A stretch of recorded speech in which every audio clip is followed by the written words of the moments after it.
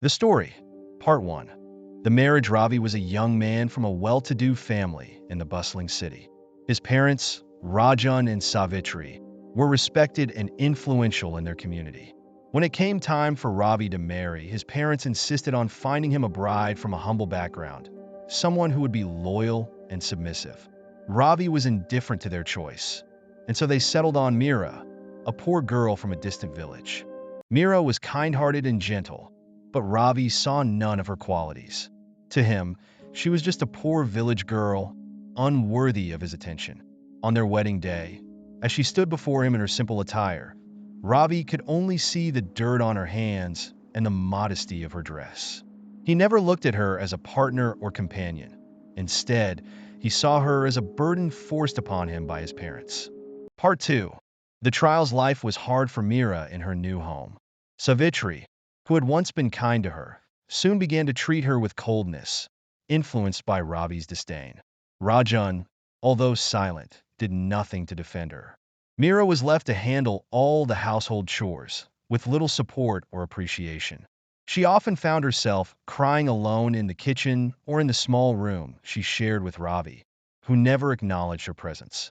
Despite her struggles, Meera remained patient and dutiful. She believed in the sanctity of marriage and hoped that one day, Ravi would see her for who she truly was. But days turned into weeks and weeks into months, with no change in Ravi's attitude. One day, Meera fell ill.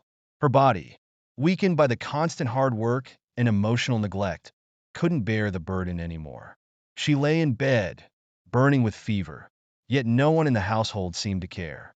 Ravi continued with his life, as if nothing had changed, while Savitri and Rajan remained indifferent. Part 3. The Stranger. As Meera lay sick, something strange began to happen. Kiran, Meera's childhood friend from the village, came to visit her after hearing about her condition. She was shocked to see Meera so frail and unwell. Kiran decided to stay with her, nursing her back to health.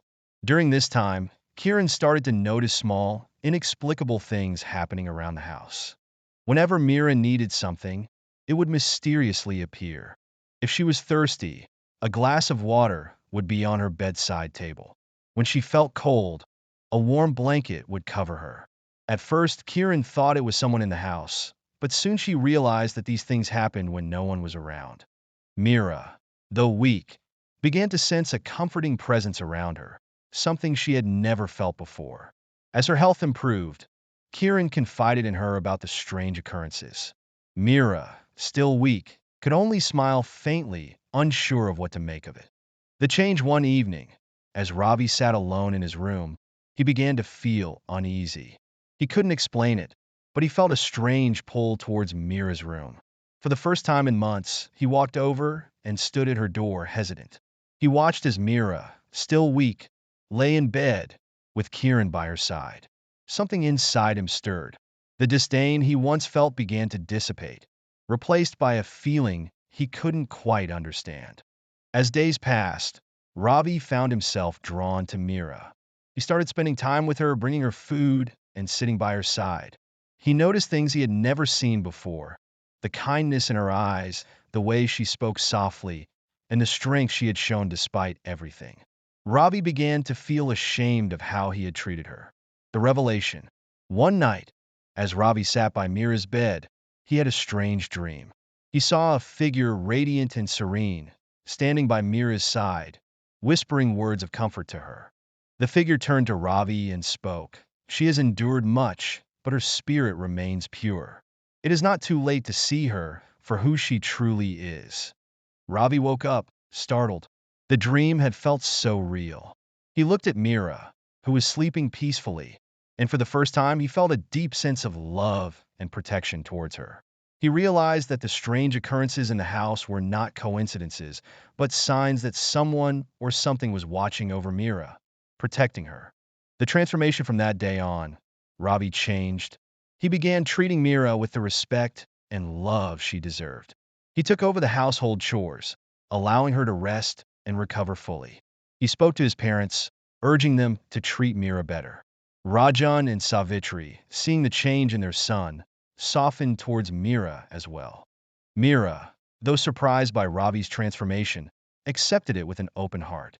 She had always hoped for this moment, but never imagined it would come so soon.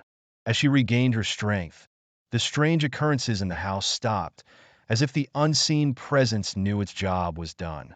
The new beginning, Ravi and Meera's relationship blossomed into a true partnership. Ravi no longer saw Meera as a poor village girl, but as his equal, his companion in life. The house, once filled with coldness and disdain, was now warm with love and laughter. Kiran, seeing her friend happy, returned to the village, content that Meera was finally receiving the love and care she deserved. The once sad and neglected Meera was now a cherished and respected member of the family. As they sat together one evening, watching the sunset, Ravi turned to Meera and said, "I was a fool to not see your worth from the beginning. I promised to spend the rest of my life making it up to you." Meera smiled, her heart filled with joy, and replied, "The past is behind us, Ravi.